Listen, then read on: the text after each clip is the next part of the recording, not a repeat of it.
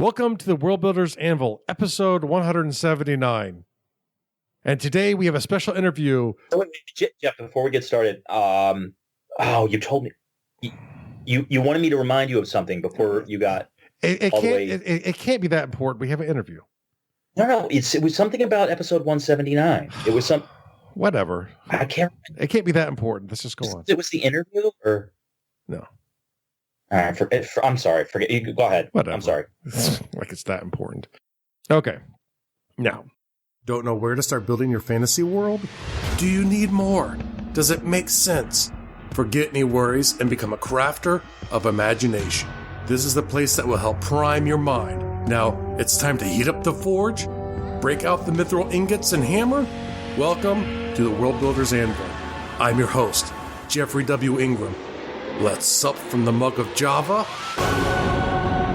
and build. Welcome back. As always, my name is Jeffrey W. Ingram, and I'm here with Michael Miller. Yes, Michael, the Fast Track Miller.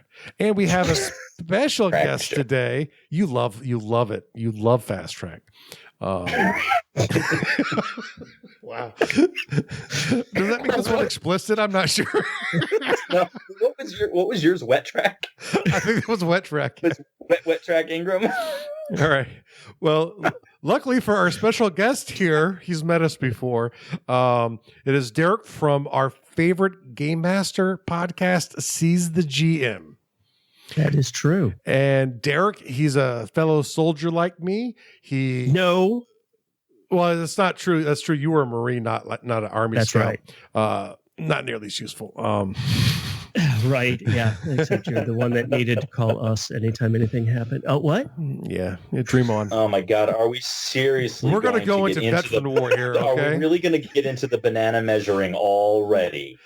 3 seconds. You guys made it together. Well, you should see the size of my rifle. Okay. We're all Americans here. Oh, you're not even a veteran. We'll both turn on you. Okay. Hey, look, I was on hell of a I was just say I had a gun. I didn't have a little rifle. I had a gun. Well, this is my rifle. That's your okay. Now, yeah. Okay. Wow. So not the direction I was expecting. Derek, welcome aboard. How's it going, guys? Derek's become a friend of ours in the Facebook Fantasy Undercroft group, and his show sort of blends into ours a little bit because obviously as a game master, as a tabletop role player, world building at various levels, even if you're taking something pre-constructed, there's always world building any seasoned GM will do to sort of flesh things out. And a lot of times GMs, crazy ones like me, will just like flesh out the world and ignore everything else. So, and while Jeff definitely likes to identify, this is an opinion, but I believe you like to identify as a writer first. Yeah, I'm a storyteller. Right, mm-hmm. But GMing is where that came from, yeah. Right? It's fair to say that you were a GM first and then everything else evolved from there? Well, if you listen to my interview on Seize the GM, you would have known that, but yeah. Yeah, sadly. That's what we call a callback, guys. I mean, you don't have to...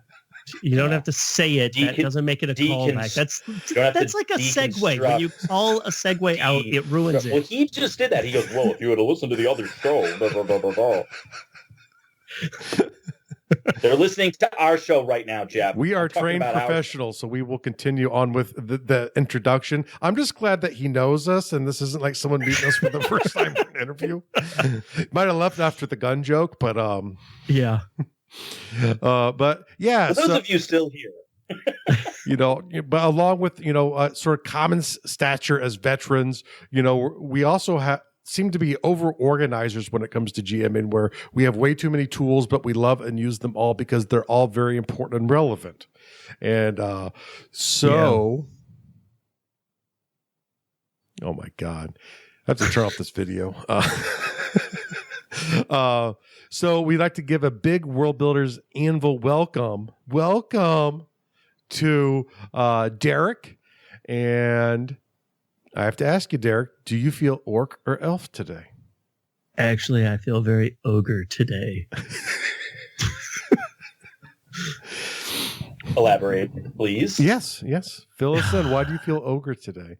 Or do you want to relive those moments? Because my website has been down for the last 6 days. Mm-hmm. Yeah. And I have been fighting with hosting plans and everything else, which, normally wouldn't be a big deal. But when my site goes down for that long and it's a weekly show, it kind of interrupts that flow. So what you're saying is going down for a week is bad for a weekly show?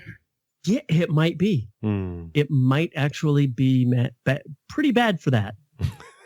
Because now I have to go in and actually change where all the files look for the audio tracks. Mm-hmm. Now, so as an ogre today, is there anything you want to do to your service vendors or your hosting facilitators and so on and so forth?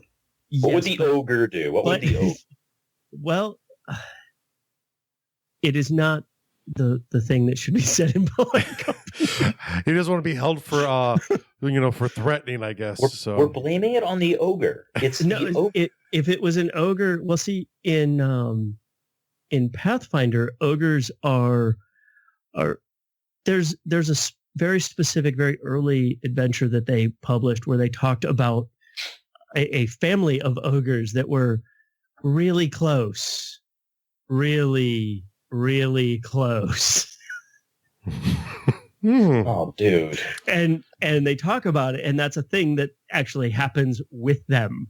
And this family in particular. And so it was like, yeah, that's kind of where the things I want to do to people right now like that are just, woodshedding.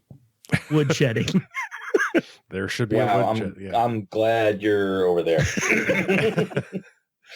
All right.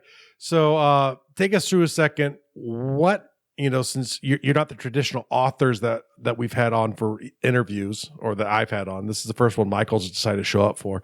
Yeah, that's true. Even though most of them were done before he actually was on the show, but that's not the point. And the ones that were done after, Jeff just didn't invite me to. So he's like, oh, by the way, we recorded an interview. I'm like, oh, wow, man, great. Take a nap. Okay. Yeah.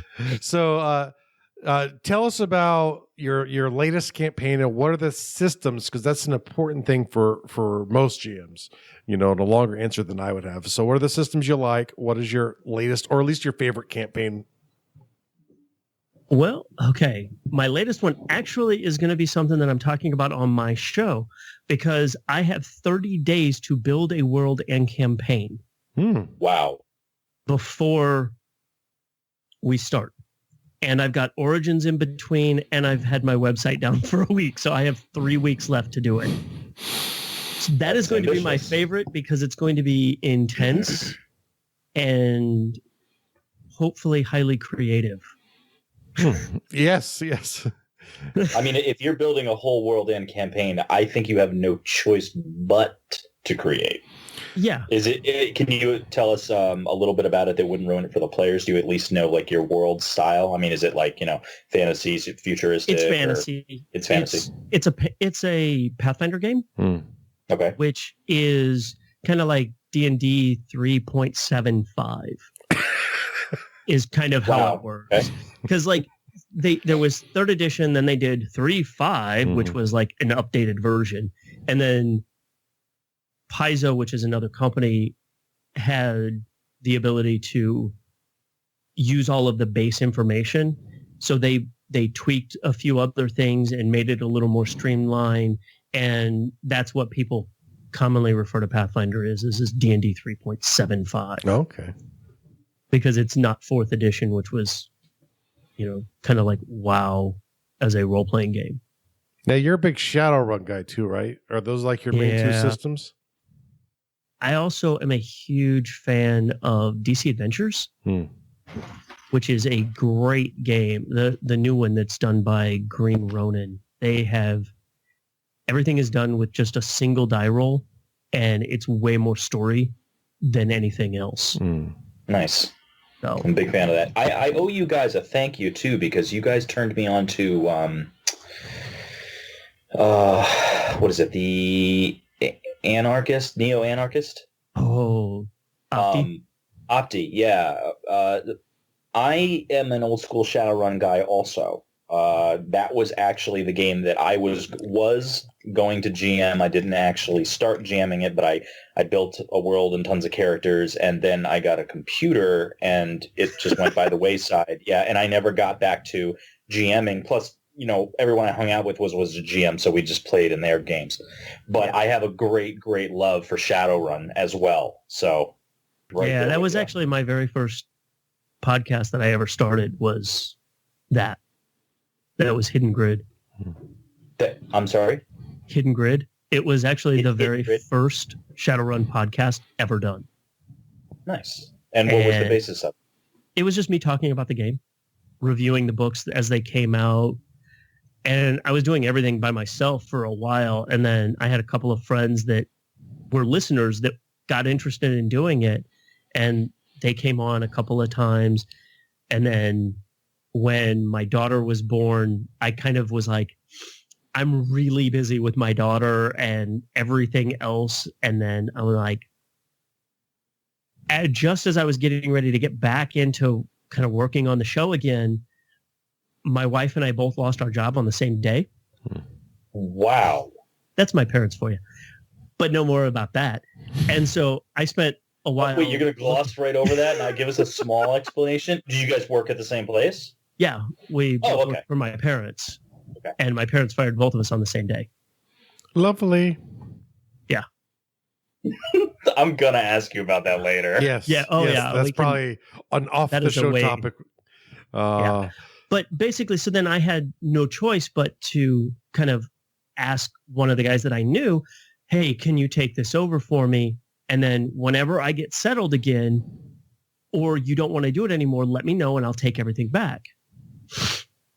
And so like for a while, I've been just kind of like, well, I could go back to doing just a one game topic show, or I could just do my own that's all new and it's whatever games I want to talk about. Mm-hmm. And so I'm like, and I really love world building and I always have. So I'm like, why don't I just make a general GM advice type show? That way I have way more topics to talk about. And if I want to talk about a specific system, I can talk about it. Yeah. And like we just started doing book reviews for some of the new Shadowrun books that came out because they were supposed to go on the other show, but the guy had his retina detach. So I'm like, dude, I'll take them and I'll just put them up on my site. That way they're not just sitting there waiting because you're going to be out of commission for like 2.5 months. So I'll just put them up on my show. That way we can get possibly some more books from other people and we can review all these other games if we can get them to do it. Yeah. Which is one of the reasons why I have to get my website back up because the other one drops on Sunday, which is right before I leave for Origins. So I really want to have all of those up there so that all the book reviews and everything are up that I've got so far. And I can maybe talk to some people and say, hey, we also do book reviews and stuff like that. If you want to let us know. Clarify Origins real quick for people that don't know. Origins is a game convention that is in Columbus, Ohio. And it's kind of it was for the longest time, it was a kind of like the business side.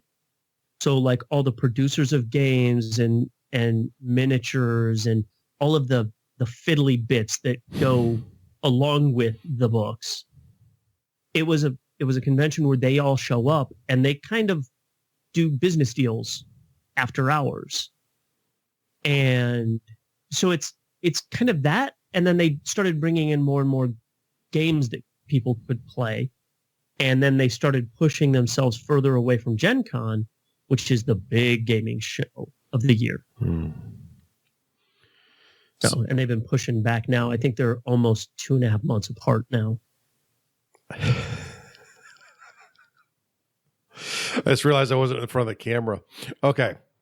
Now, what's your philosophy, of how do you layer the stories into and use your world building and layer the stories into games? So what is sort of the process you use for that? Generally, what I try to do is I like to sit down with all of my players and I say, okay, what are we going to play next? You let because players eventually make choices? I'm sorry, I got confused. It's one of the few times that I let them make choices. When you ask that question, are you asking like what game, what system, or what kind of story style, or is all of that included? All of that is included. Yeah, whatever his process is, yeah.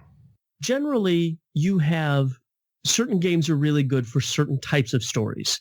So like if you want to tell a epic fantasy, you're not going to play Shadowrun or DC. I mean, that's like a superhero game and a futuristic. I mean, you can't really do that. So you're running with either like Dungeons and Dragons, I mean, there's hundreds of games that kind of fit in those. And then you go, okay, these are the ones that I have. So what do we want to play of this? And then once everybody kind of goes, okay, this is kind of what we want to do. I'm like, okay. Then once we decide like what system we're going to use, what kind of general idea, I then go, okay, so this is kind of what I've got idea-wise to do stories of. And then I'm like, so I need you guys to pick what you want to do in that, and then give me character ideas and your concepts and everything else for whatever one you guys want to do. And then once they give me that, I then take all of that information, cram it into my brain, and I write everything out because I'm ridiculous and old school and I handwrite everything. I then take all of that information and all of the ideas that I have, and then I start filtering it through the game system that I'm going to use. Like right now, the game that they were like, well, let's just play something that's kind of easy. We all know the system. Let's just play a Pathfinder game. I was going to say Champions. We're going to let you... Oh, God, I hate Champions. Oh, yeah, simple, yeah.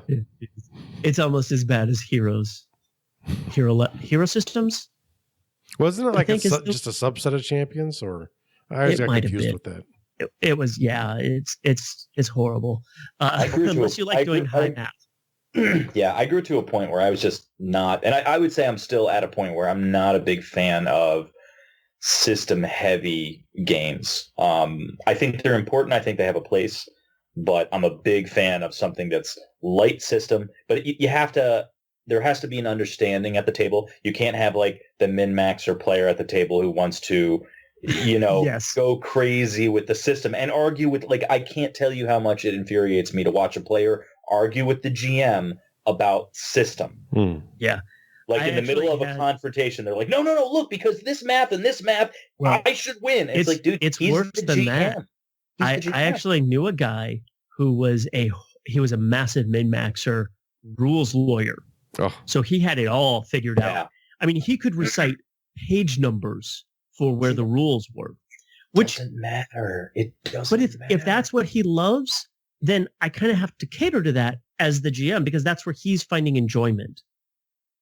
Because this is a whole social contract. Now everybody kind of has to get on board. Okay, I can back you on the social contract aspect of it. So when I had this guy come at me and go, well, no, the rule here says, and I'm like, well, find it, and we'll discuss it later. Because that's generally how I do it. I'm like, well, I don't know the rule. I'm making a call. This has to continue. I'm not going to spend, because there was one time before that where he literally spent 2 hours looking for something. And it took the entire game. And that's we literally, time. Yeah. Everybody's time was spent 2 hours while this guy looked up a rule. And I basically said, this is never going to happen again in any of my games. Let's look up the rule on how much damage you take if I put an arrow through your eye. Yeah, or even better is rocks fall, you die. Yeah. Yeah. I mean, I can just make it happen. I am in the game as the guy running everything. I'm God. I can change anything I want to at any moment. Now, have you ever had a player who liked to brainstorm with you before every game to talk about how he was planning to torture his own characters? My wife. My wife is. That says something interesting about our relationship. My wife is an amazing role player. She loves getting into character. She has She has literally written. There needs to be a clip. My wife is an amazing role player. In numerous ways. But, but besides, she gets so into character that she's actually written, she has one of her characters from a game that I wasn't running. It was from that another friend of ours was running. And she had written over 60,000 words of stories. My wife is also a writer, so it comes very easy for her. And so she can literally just crank out 1,000, 2,000, 3,000 words in like one evening, just sitting down fiddling. So, I mean, she's literally written an entire she's written more than a novel for one character. Just ideas that she's had and story elements that she's written across, things that happen behind scene and everything else. So that's one of the things that I have that because she games with us. So I have her, and then I've had other groups where, I had the one guy who literally it was all about how can I tweak the rules to do exactly what I want. And having both of them in the same group is a challenge. And see, my opinion is that if you are trying to put a stranglehold on the rules, you're missing the point, and you should be playing a different game. Yeah. That's my opinion. But there are games that are wonderful for that. Yes, Monopoly. Yes. Uno. Uno. I'm a stickler. Rune Quest. Everything's tables. Ugh. I don't like games like that. What a great reaction. Just ugh. Although there are some really good things in those, is because you can use that as a springboard for ideas. Yeah. And that's usually if I see like 100 things of this or that, I'm like, oh, well, I might just download that and harvest it for ideas for something else that I want to do. So when did you know that you had a love for world building? As soon as I started gaming. So that started when I was 8. Wow. You started tabletop at 8? Yeah. Yeah, that's early. That is early. And how did you get to tabletop at 8? Did you have like an older brother or actually or a sister? I don't want to be. No, back in the day, it was pretty much guys only. It was a guy that I knew. Not much has changed. No, actually, it's actually about 50-50 now. Is it really? Yeah. Yeah. Generally, if you look at the broad strokes of it now, thank you to White Wolf for bringing in women to gaming, because they actually single-handedly took Gen Con from to give you an idea, by the third day, you could smell the guys coming in the hall before you saw them. Now, because there are enough women there, they bathe regularly. It's funny how that changed. Yeah. There are still those that don't, but they are far and few between now, because there are women around, and at some of the bigger shows, there are more women than there are guys.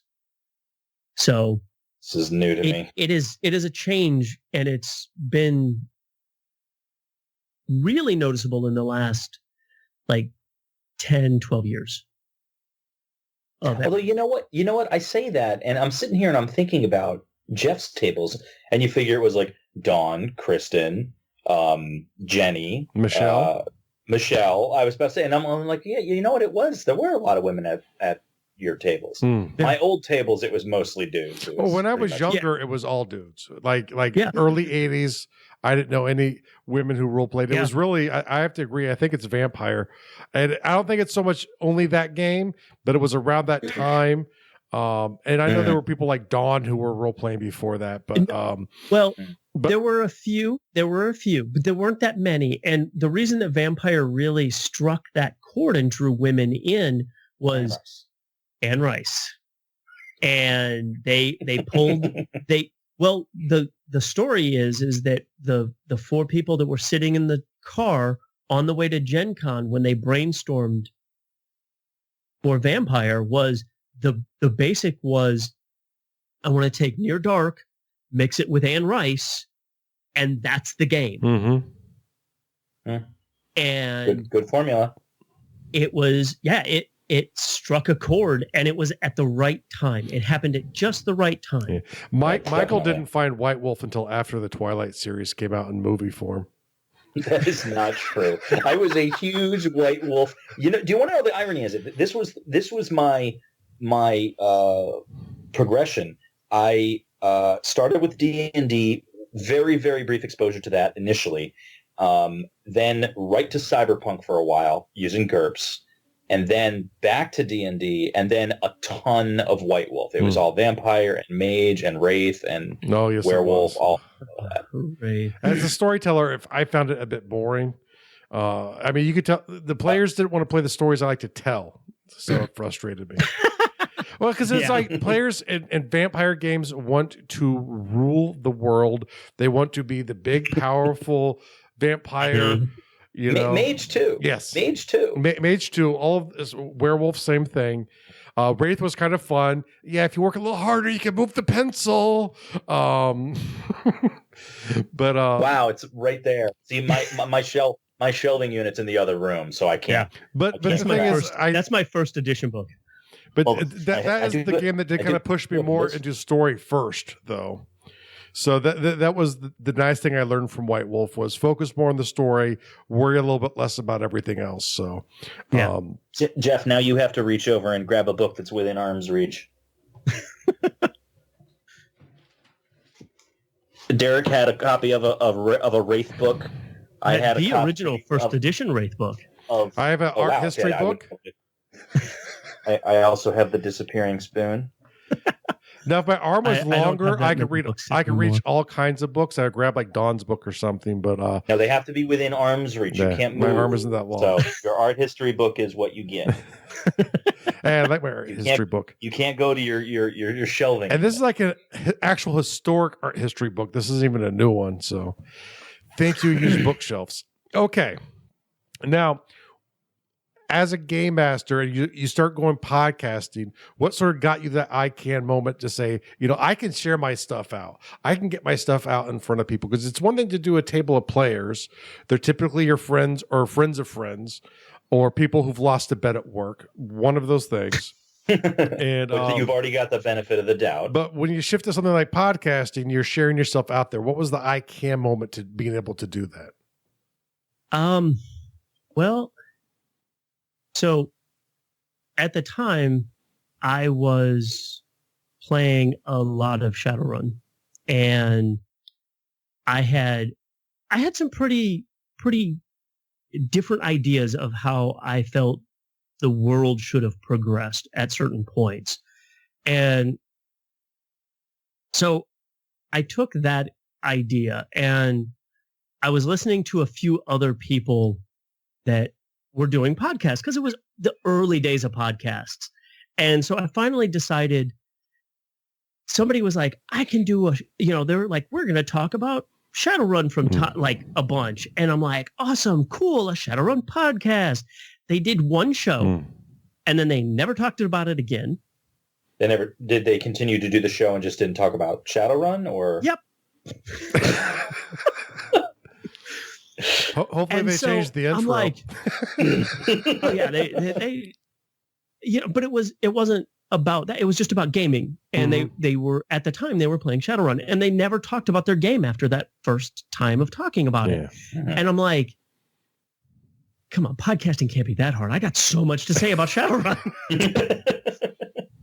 And so it was back in when RSS feeds were just first becoming auto-populating.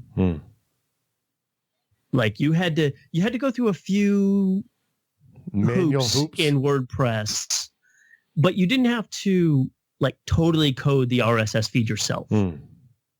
I knew a guy who did that, and I'm like, you're an idiot. If you just do this plugin right here, it automatically propagates the RSS feed. And he goes, but I want to understand how it works. I'm like, you are a fool. You don't need to. Automation is the way of the future. Yes.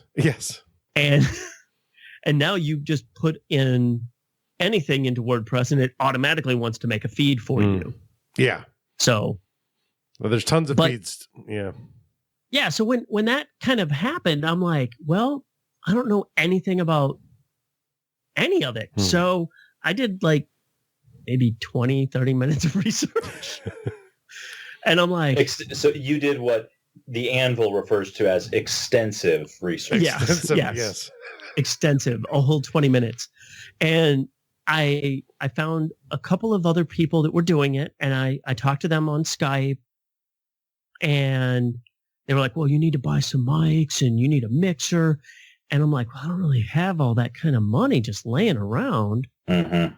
And so I'm like, well, you know what? I saw one of those like snowball mics for like, they were expensive. They were $100.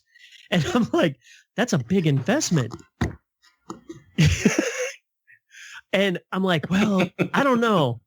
So I was like, maybe I'll do it. And so I found one at a Guitar Center for $75. Nice. And there was Audacity. So I didn't have to spend any money on that. And I'm like, I can do this. So I scripted the entire first episode that was 15 minutes long. Mm-hmm. And I vowed that I would never, ever script a show ever again.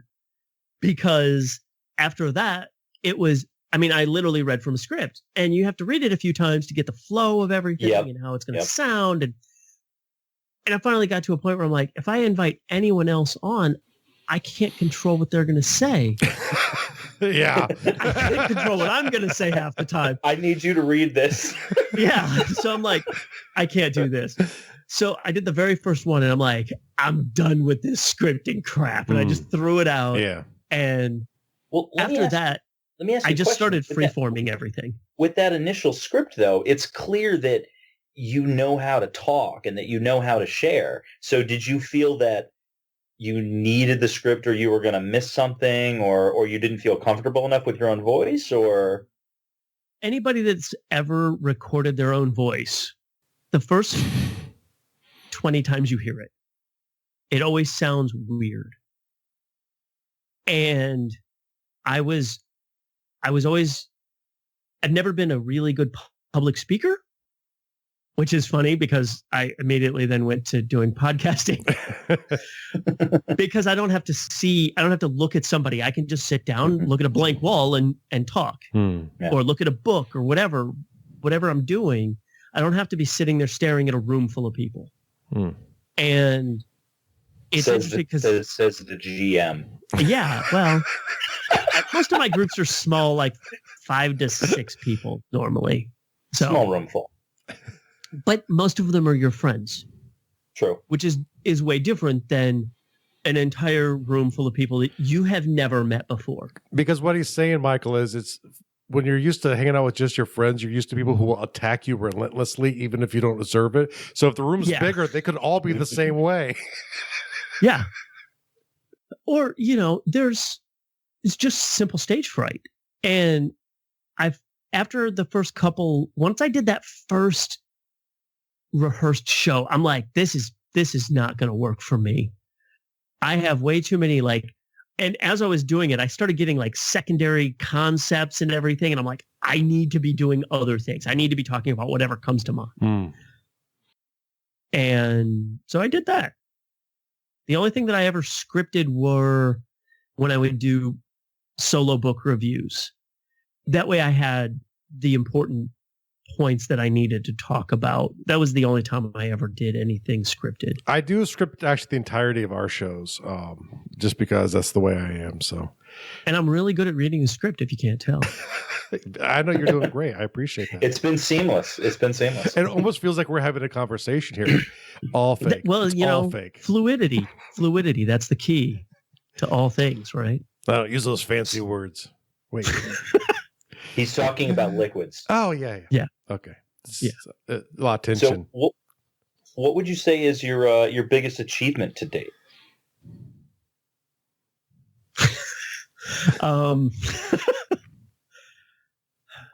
We're talking on world building. Anything that comes to your mind. What's the? Oh, nope. Jeff opened up the floodgates. Off topic. Well, honestly, the biggest one was, as a podcaster, the big thing that I found was when I kind of backed away from doing Shadowrun podcasts that I had been doing, there weren't really any others yet. There was maybe one or two, and they were like just starting out because I was pretty irregular when it came to it. And once I stepped away for like a year, I came back to it, and there were like 7 or 8. And I'm like, holy cow.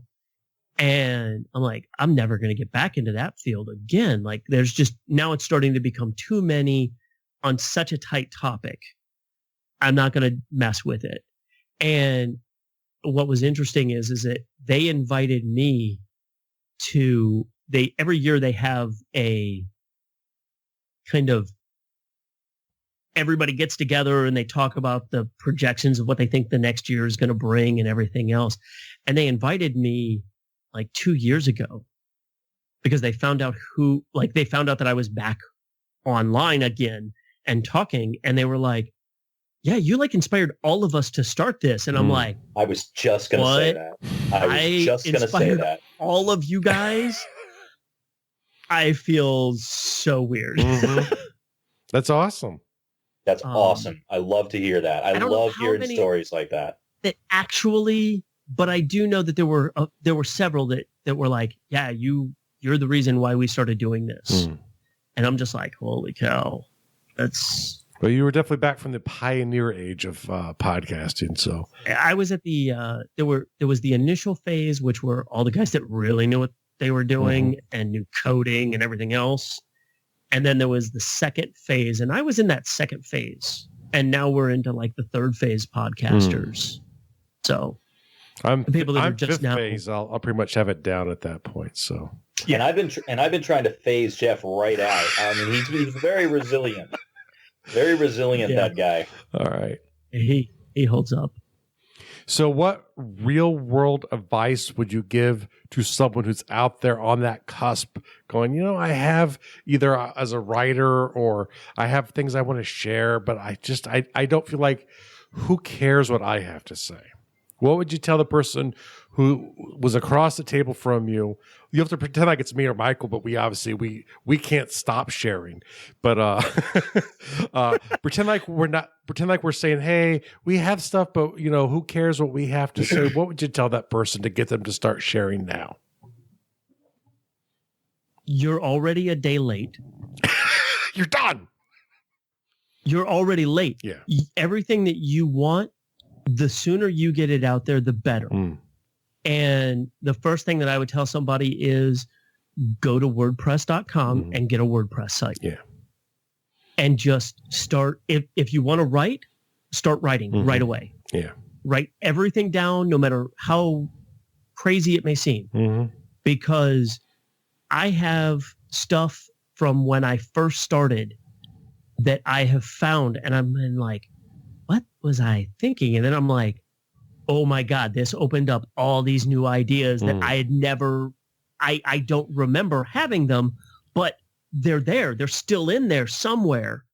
And once you find them again, it's like, this is amazing. This is exactly what I needed. And I've done that somebody else might get that eureka aha moment, and it might spawn 5 more people. Yeah.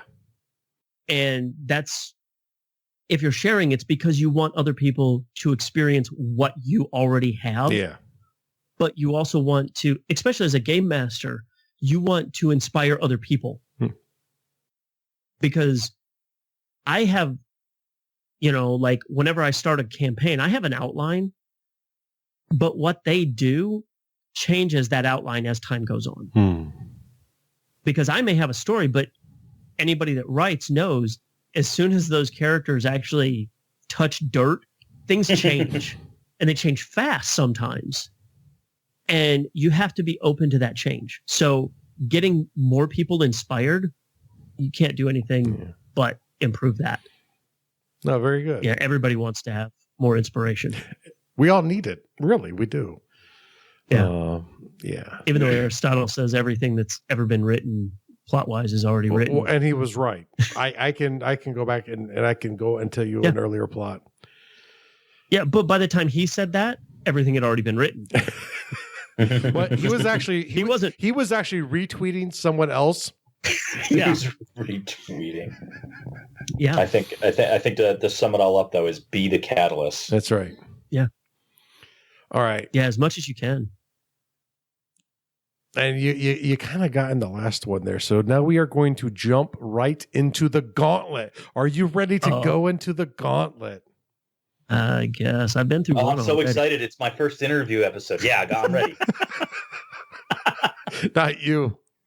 What? Not what? I don't get what? How many times have I told you you're not allowed to have fun on the show? It's not fair. Even though this interview is really, I have to say before we go into the Gauntlet, this interview has really explained a lot of Michael and my relationship. That's all I have to say. I'm glad I could help with that. I just wish all the listeners could see the video, because there's more fun being had than just what you're listening to, and we're all enjoying its fun. Because I'm the bomb. Jeff, yeah, great pun. I was going to say that Jeff's been rubbing Vaseline on his nipples the entire time. Very hard to ignore. I think people expect that to happen every episode. Okay. Right. Well, we can take turns. Next episode, I don't want to know. Next episode, I'll rub your nipples. Yeah, Derek's like, I can't make it, guys. All right. Sadly, I'm not going to be able to be here for the I'm next going to have episode. to miss that one. Okay. So now into the Gauntlet round, the round where you have to answer these as quickly as possible, or small orphan buses get blown up. It's a horrible thing. Joking, obviously. Wait, what kind of orphans? The most innocent ones. Goblins. Then I'm No one really very slow. He's an orphan hater. All right, we are joking for the audience. Please don't. Yes. I have to fly soon. Okay. I'm not. I'm blowing up goblins, man. All right. So this is a funny one for you, but what held you back for sharing your worlds earlier? And nothing. Your worlds. My world's literally nothing, because I started. I first started playing when I was 8. Mm-hmm. Within a couple of months, I was already running my own stuff and building worlds from there. Okay. So I never really slowed down or stopped. It, to me, was pointless to hold back. Favorite type of fantasy worlds? Alien, earthlike, earth-based. Earth-based. What is your favorite time period for fantasy settings? For fantasy settings? Yeah, that's a hard one. Probably Dark Ages. Okay. Now, what is the most important habit or skill that you think a world builder needs? Observation. What tool could you not work without? And I'm usually that people use tools, but I'm going to have to say tool for, because I know you have way too many tools. So you can only pick one. I can only pick one. Does a laptop with all of this stuff count?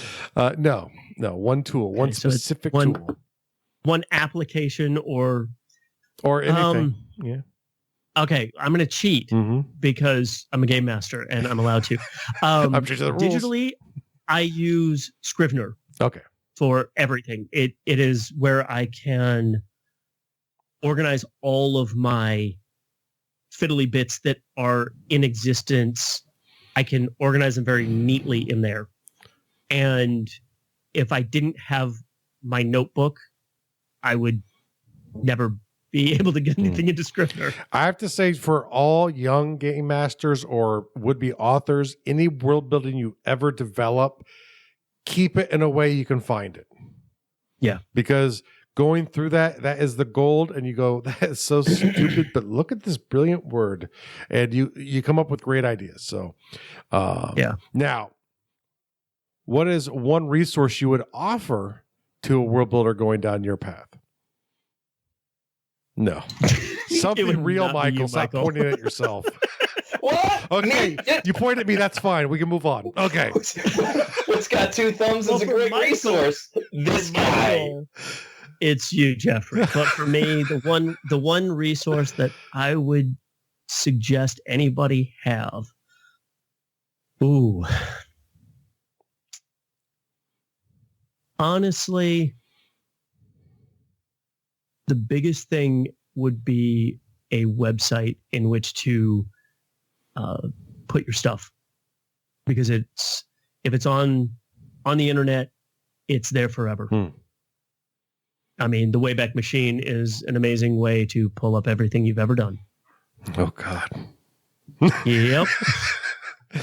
All right. But you can find it again. Which also reminds me of what my wife tells all of her students Thursday in college before the end of class, which is don't do anything on Facebook that will help you not get a job tomorrow. Yeah. All right. Yeah, because once it's on the internet, then it's there forever. And it's never truly hidden. Okay, so if you've ended up in a world you've created, what would be the first thing that you would do? Whew. Well, with the world that I'm getting ready to create, I would have to say the first thing that I would try to do is get out of the Underdark. Because the entire thing is going to be set in the Underdark. That's just a bad place to be. Okay. Yeah, because I've got some really scary things in store for them. Excellent. So go see about Origins, folks. Okay. Yeah. So I want to take a moment to thank Derek very much for being here today. It's always good to have someone intelligent to talk to on the show. And yeah, I empathize. Me too. So go. I don't know if that's a knock towards this show or his show. Yes. No. Our show. No. See, I am talking about speaking with myself. Even better. That's right. Bring the confidence. That's right. When an Irishman needs to speak with an equal, he's forced to speak with the Lord. Well, how can people get a hold of you? What's the best way if someone wants to start chatting with you online today? If they wanted to chat with me online today, it's probably Facebook. The Seize the GM podcast group.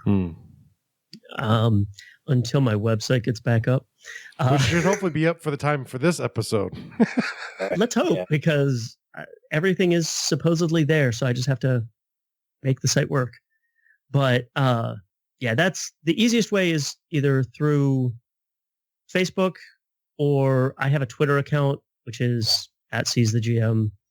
And I even have a Pinterest for Seize the GM, where I post, various inspirational pictures, stuff like that, so that people can draw ideas from other things. All right. So for everyone out there, those links will be in the show notes for this episode. If you go to gardul.com, that's GARDUL.com. But really, the more important thing to do is go to Apple right now, as soon as you hear this, and press the subscribe button on Seize the GM. Just start downloading that. It'll get fed right to your screen. And much like you do for us, show to other game masters. Show to other game masters too. So go download Seize the GM podcast. And once again, thank you very much, Derek. And also, I want to thank Derek. He is an excellent example of a contributing member of our Facebook closed group. So, follow his lead and jump onto the Undercroft, the World Builders Anvil Undercroft closed group on Facebook, and you can talk to Derek, you can talk to Jeff, and unfortunately, you can talk to me too. Actually, in both of the groups, you can talk to all three of us. Yeah, that's true. Actually, yeah, you can get us in both groups. Right. Yeah, and if we go to the Undercroft, then we can do haikus together. So I have been known to throw a few up there. You've had some real good ones. You guys are very good with the haikus. They're too rule based for me. I like lighter systems. Jeff's is a free versed haiku. Jeff, but when he just says pie, that's not a haiku. It is in Bedracum. It is in Bedracum. I don't know what you know about Bedracum culture, but pie works. Yes. Show your ignorance of Bedracum. Okay. All right, everyone. You'd think he'd listen to this show, I think he'd know. Right. Yeah, but I don't speak Bedracum because I have a hard enough time with English. And I speak it poorly. Here's one final call to action for the audience out there. Derek listens to more podcasts than about 800,000 other humans combined. So if you have your own podcast, you want Derek to check it out, make sure to let him know that one too. So this guy punches through podcasts. Yeah, I listen to a ton. Oh, I walk 8 hours a day. What do you expect? Exactly. All right, so we'll see everyone next week. Thank you so much for listening to the World Builders Anvil. We would love it if you would share the World Builders Anvil with 2 of your friends, and so would they. If they are unfamiliar with podcasts, then you get to introduce them to the wonderful world of podcasting by showing them Stitcher or iTunes, or, best of all, just send them to our website, www.gardul.com. That's GARDUL.com. Now strike while the mithril's hot.